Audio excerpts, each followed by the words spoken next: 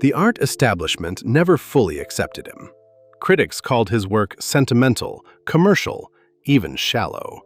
But while they were writing negative reviews, collectors were buying everything he painted.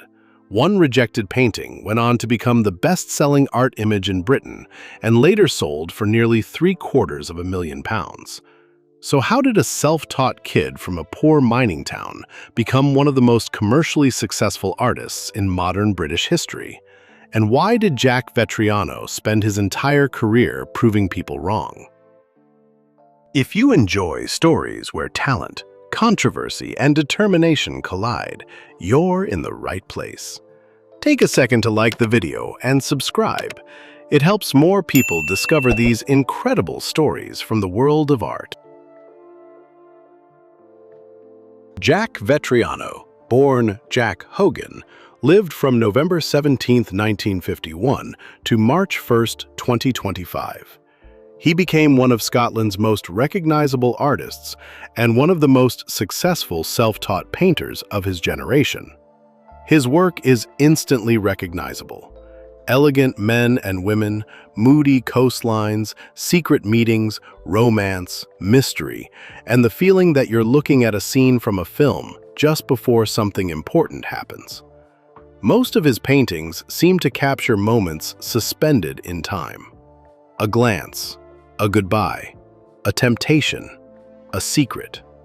Yet, what makes Vettriano's story so fascinating is that almost nobody expected him to become an artist at all. He was born in Methil, a small industrial town in Fife. His family struggled financially. His parents and two sons lived in a miner's house. Jack shared a bed with his older brother and often wore second-hand clothes passed down from others. Money was always tight. By the age of 10, he was already working. He delivered newspapers and milk, washed windows, picked potatoes, and helped however he could.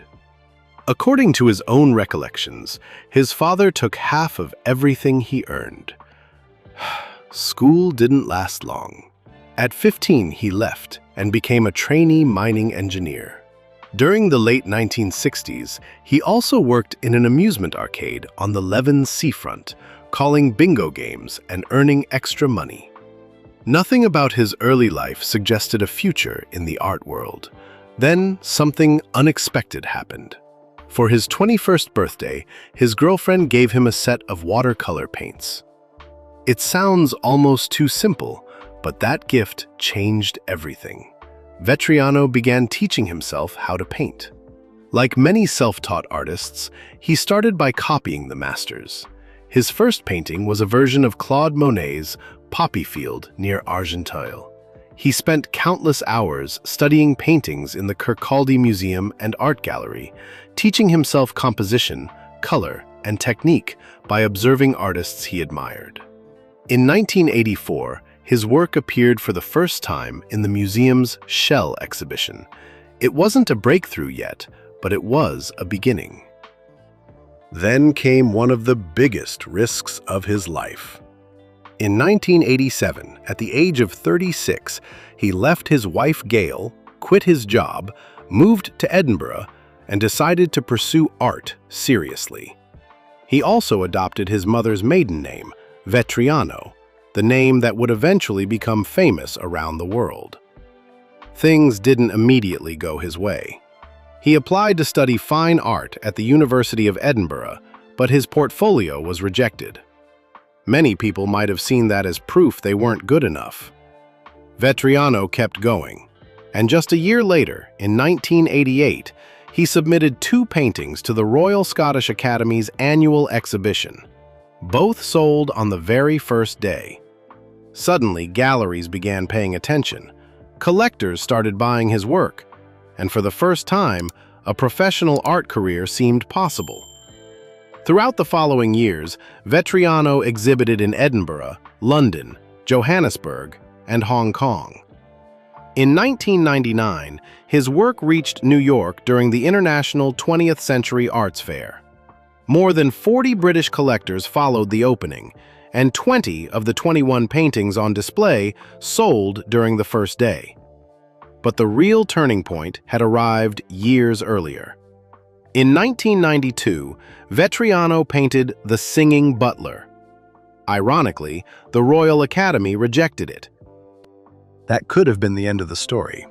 Instead, it became the beginning. The image exploded in popularity. Reproductions appeared everywhere. Eventually, it became the best-selling art print in Britain. In 2004, the original painting sold for £744,500. Later, people discovered that elements of the composition had been based on poses from an illustrator's reference book. Yet, that revelation did nothing to reduce public fascination with the painting. If anything, the story became even more famous. By the mid-1990s, Vettriano had become a cultural phenomenon. In 1996, designer Terence Conran commissioned him to create a series of paintings for the Bluebird restaurant in London. The works focused on racing driver Malcolm Campbell and remained on display for a decade. Later, the series was sold at Sotheby's for more than £1 million. One painting, Bluebird at Bonneville, achieved a record price of £468,000. Financially, Vettriano's success was extraordinary. According to The Guardian, he earned as much as £500,000 annually from royalties alone. Depending on the year and the market, his paintings sold for anywhere between £48,000 and £195,000. Yet success never completely silenced his critics. Many art critics continued to dismiss his work as overly romantic, cinematic, or commercial. Then, in 2010, Sotheby's held an auction that seemed to confirm some of those concerns. 7 out of 10 Vettriano paintings failed to sell. The remaining works sold for significantly less than expected. Critics argued that the market needed to reassess his value. But even then, his popularity with the public never really disappeared. His personal life often attracted as much attention as his paintings. After his divorce, he divided his time between London, Kirkcaldy, and Nice. He openly admitted that much of his inspiration came from what he jokingly described as 25 years of inappropriate behavior. He believed his best work often emerged during periods of emotional upheaval. Vettriano was also unusually honest about his struggles. He spoke openly about alcohol, nicotine, prescription drugs, depression, and loneliness.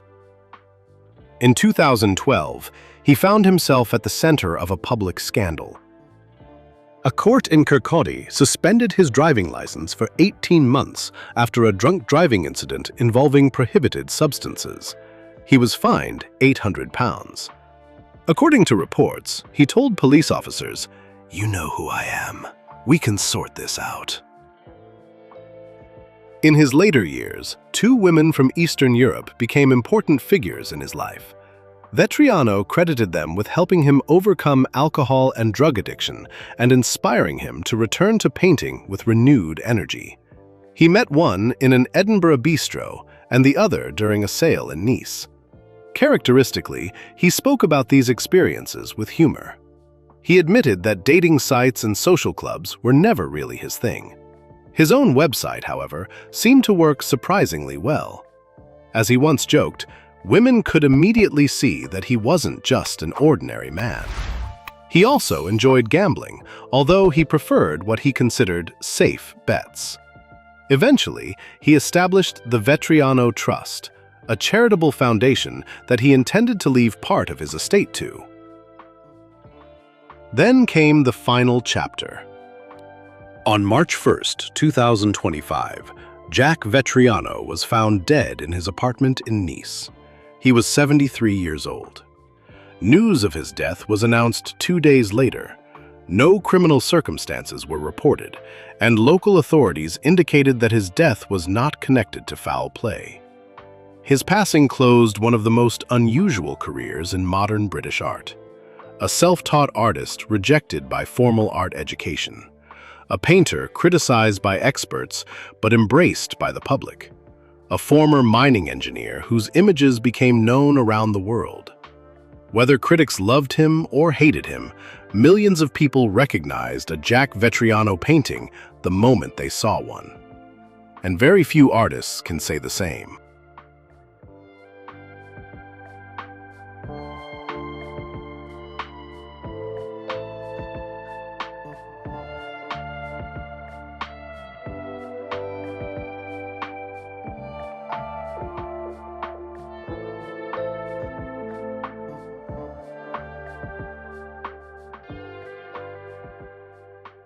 Thank you for watching and spending this time with us. If you enjoyed the video, give it a like, subscribe to the channel, and let us know in the comments what you think about Jack Vettriano and his remarkable career. And before you go, visit alebrio.co to discover contemporary artists, original handmade creations, and talented independent creators from around the world. Thanks again for watching, and I'll see you in the next video.